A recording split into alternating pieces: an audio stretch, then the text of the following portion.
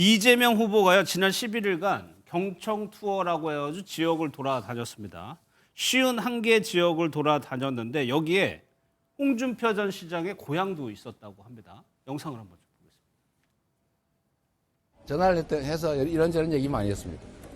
가끔씩 저한테 미운 소리도 해가지고 약간 제가 삐질 때도 있긴 한데 그분은 나름대로 자기의 입장을 그런 대로 유지해온 훌륭한 정치인이에요. 변칙, 반칙 이런 거 그렇게 용인 쉽게 하는 사람 아니잖아요.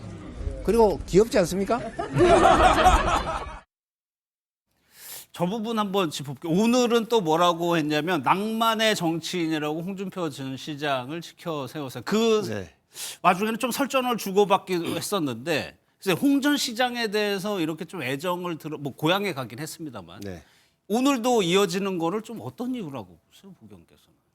저희들이 밖에서 봤을 때는 국민의힘에 있는 후보들 중에서 그나마 대통령 후보로서의 자질과 자격을 좀 갖춘 사람은 홍준표 전 시장 아니겠느냐라는 시각들이 있었어요. 그러면서 이제 낭만의 정치인이라고 했던 것은 법에도 눈물이 있는 거 아니냐.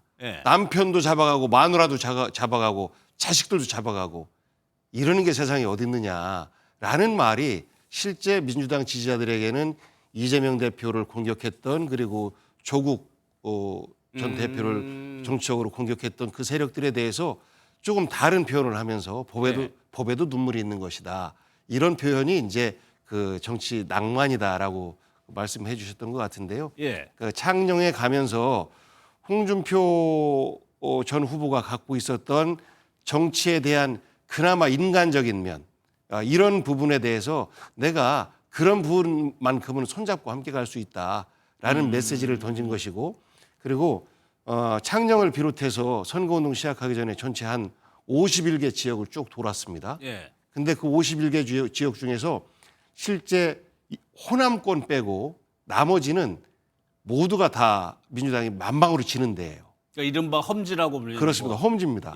근데 그 호남권에서는 굳이 안 가도 표를 주는 데예요. 그러다 보니까 51개 지역에서 우리는 지난 40년 동안 대선 후보가 온 적이 없어.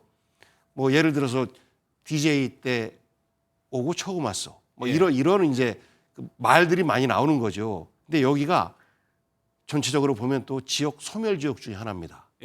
그러다 보니까 정치적으로도 큰 이득이 없는 방문 아니냐. 뭐 이런 이야기들도 나왔는데 경청이라고 하는 것은 그런 데 있는 소외된 지역에 있는 분들의 목소리부터 먼저 듣는 것 이것이 경청의 자세겠다 싶어서 51개 소외된 지역이라 하는 작은 지역부터 먼저 들었던 것이고 그 가운데서 홍준표 전 후보의 고향인 창녕에서 홍준표 전 후보에게 일종의 긍정적인 메시지를 던진 것 아닌가 싶습니다. 저 그거를 한번 더 질문을 드리려고 했는데 75%가 험지였다고 해요. 쉬운 한 곳 중에. 정치 공학적으로 정치 계산만 하면은 굳이 크게 도움이 안 되는 곳임에도 불구하고 이렇게 갔다는 거는 어떻게 해석을 해야 됩니까? 득표율 방심하지 않겠다? 득표율을 최대한 벌리겠다? 이런 생각이 좀 전제가 돼 있는 겁니다. 득표를 벌리겠다라기보단 우선 후보는 표를 얻기 위해서 움직이는 거 아니겠습니까? 하나는 내가 움직여서 표를 얼마나 더 받을 수 있을 것인가 라고 해서 스윙 보터가 많은 지역을 찾아갑니다. 또 하나는 일종의 기세 싸움이지 않습니까? 기세 싸움이다 보니까 내 지지자들이 많이 운집되는 곳에 가서 힘을 바꾸고 그 메시지를 승리하는 메시지를 전국에 이제 보내려고 하는 두 가지 기조로 지금까지 진행을 해 왔었는데 이번엔 완전히 다른 거죠. 이것은 지난 그 12월 3일 이후로 우리 국민들이 더 분열되고 그러면서 또 아파하고 국민의힘을 지지하지만 나는 계엄은 반대야 라고 말씀하셨던 많은 분들이 계셨는데 그 가운데서 지금 현재 소외된 51개 지역 대상으로 삼았던 그 지역 같은 경우에는 사실 목소리도 제대로 내지 못하고 들리지도 않는 지역에 계신 분들 아니겠습니까? 그래서 전체적으로 국민을 통합하겠다라고 하는 것은 진영 간의 통합도 중요하지만 지역 간의 통합도 굉장히 중요하고 기초자치단체장을 했던 이재명 입장에서 볼 때는 이런 작은 지역, 작은 군수들이 기초자치단체장으로 활동하고 있지만 중앙에까지 목소리가 전달이 되지 되지 않고 있는 그런 예. 지역에 가서도 충분히 목소리를 듣는 것이 통합 대통령으로서의 기본 자세겠다라는 예. 생각 속에서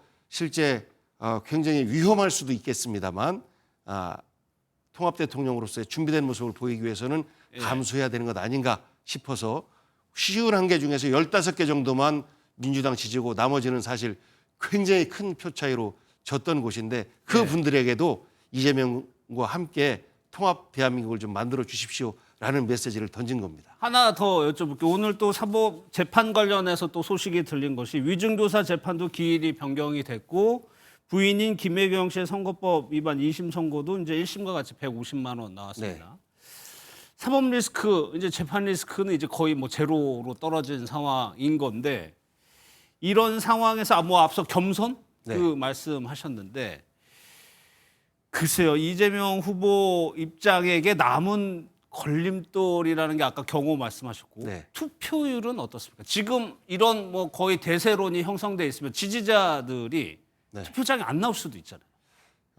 저는 반대로 생각하고 있습니다. 예, 그러니까 싱거운 게임이 되면 관중이 줄잖아요. 예, 이제 그게 이제 투표율이 줄 수 있다라고 하는 것인데 저는 이재명을 걱정하는 지지자들이 굉장히 많다고 봐요. 그리고 중도층에서도 이번에는 이재명을 대통령으로 만들어주는 게 좋겠다라고 생각하시는 분들이 많은데 혹시라도 어떤 변수가 생기면 안 돼라는 것 때문에 아마 투표장으로 더 많이 달려갈 겁니다. 지난번보다 더. 그런데 투표율이 떨어질 가능성은 어디에 있냐면 국민의힘의 경선 과정에서 보여줬던 그런 모습 예, 그리고 그 갈등 속에서 우리는 하나마나 졌어.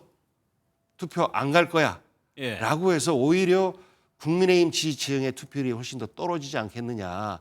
그래서 투표율이 지난 대선에 비해서 떨어진다라고 하면 보수 유권자일 오히려 것이다? 보수 유권자들이 투표장에 안 갈 가능성이 더 높아 보인다. 예. 오히려 이제 이재명 지지자들은 아까 말씀드렸던 것처럼 혹시라도 있을 수 있는 변수 이것 때문에라도 더 많이 투표장으로 나갈 가능성이 높아 보입니다. 예.